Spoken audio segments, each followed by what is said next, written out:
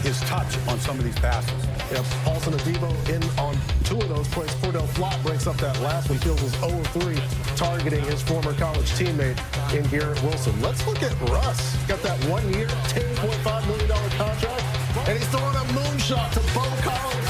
80 yards. It could have been 81, but he got caught at the 1-yard line, girls. Man, you got to get on your horse and go get in the end zone, man. You don't know if you ever get this opportunity again. Get in the paint, young man. He kind of looked over his shoulder. He could have taken that towards the pylon. I know, coaching from this chair, but this was a miscommunication here. He was thinking about getting in that paint again. Y'all got to get on the same page. Yeah, Russ points to the corner and says, that's where I wanted to go. Jackson Dart wants to go on the field. Eventually did in this game. Would come back off and then go right back on. First and 10, third quarter. Dart throws one down the middle of the field. It is complete. I like how aggressive he is in the middle of the field and how sure he is. And, of course, the touchdown throw to Dulcich off play action. I mean, that's just a great throw. Good play design as well. But 2 weeks in a row now, touchdown throws. The fake right there to Ward, and there's the touchdown. No hesitation. 0. And at one point right here, 13 straight completions in a row. And I felt like he was in the process of elevating all of his receivers and all of his teammates around him with his success and, punching in from one on the quarterback sneak. Then gets Juice Wells, gets him down to the 1. Dart goes and finishes, hypes the crowd up as well. And this is the discussion that's going on in New York and New Jersey. Jackson Dart has had 5 scoring drives. He's played more than Russell Wilson. 117 on the passer rating. Russell Wilson named the starter. It's been pretty consistent, Baldy, that Russ is going to start the season. Is Jackson Dart giving Brian Daboll something to think about here? Well, let's just take a look at one play, the touchdown throw, because it is a well-designed play, but it's really well executed by Dart. It starts with this play-action fake right here to Ward, the running back. And what it does is he really sells the fake. Success lies in the details. Now, that fake, if you freeze it there, look at all the defenders that he moves. He moves all 4 Jet defenders, right? And what that does is it really is going to open up this lane right there for Greg Dulcich to go underneath it. And once he gets the defense to move off the fake, now there's no hesitation. Just rip it. Just let it rip. I mean, it's a true dart right there, right down the field here to his tight end Dulcich. It's a great throw, but it's a good design. The play-action fake really did what it's designed to do, to move the defenders, to open up the alley to make that throw. And what people don't see is all the little things they're doing. If you go back to that play, what people don't remember is they went no huddle. Yeah. They went no huddle. They're calling you at the line. He got everybody on the line. He called that at the line.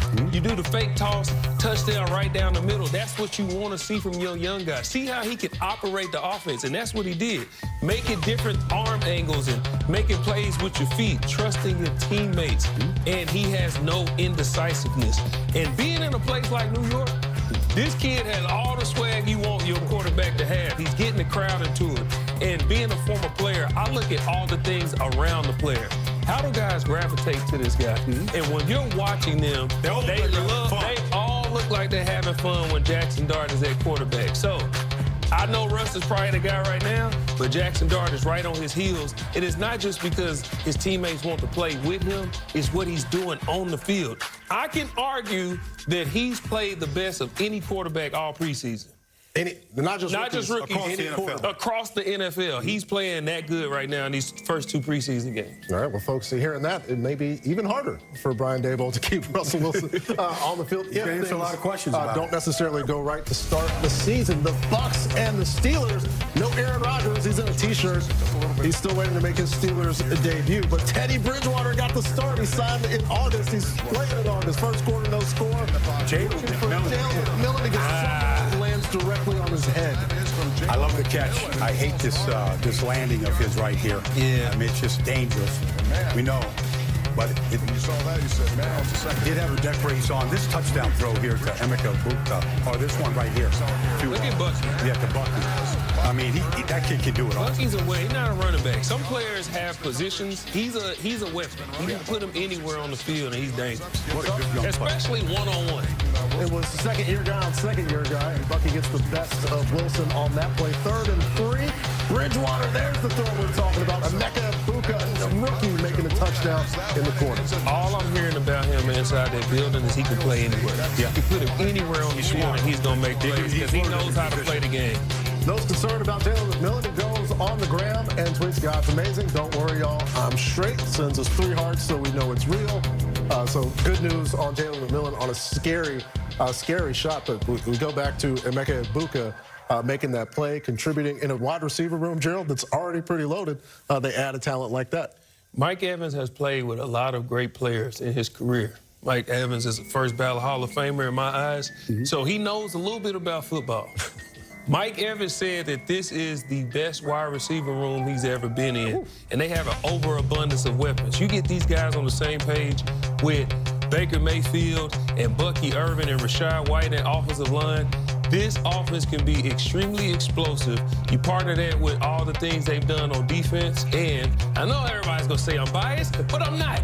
The biggest threat in the NFC to the Philadelphia Eagles, Tampa Bay Buccaneers. And if you were concerned about the coordinator change, this would be the 3rd year in a row we'll see with Grizzard. Baker Mayfield is handing out jobs like Chick-fil-A sauces.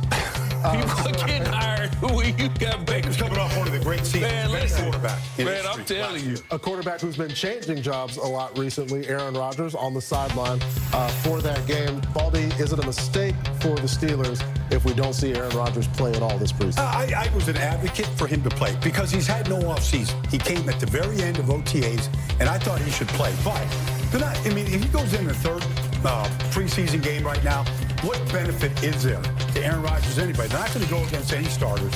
So he's been out there training camp. He's practiced every day. He's been healthy.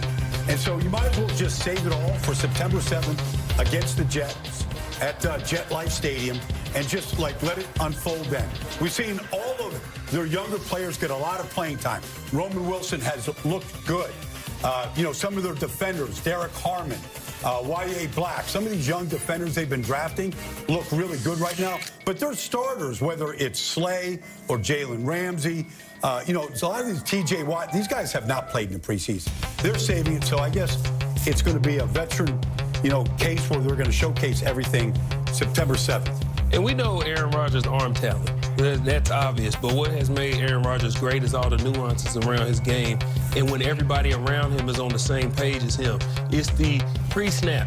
It's the free plays, if they do get a free play. Where he wants the wide receivers, how he changes plays, what he's thinking, if they're seeing all the same things. If they were going to do this, they should have done it preseason week 1, not right now. I don't see what they can gain from him playing right now. So the Steelers push forward without seeing some of their big-time acquisitions play in the preseason. Who did play in the preseason? Well, Tom Brady didn't play, but he was It's the GOAT. Yeah, man. And an Al Davis white jacket. Al Davis. We did see Brock Purdy for the first time in the preseason, and he found Ricky Pearsall, new year, new number, first down 49ers.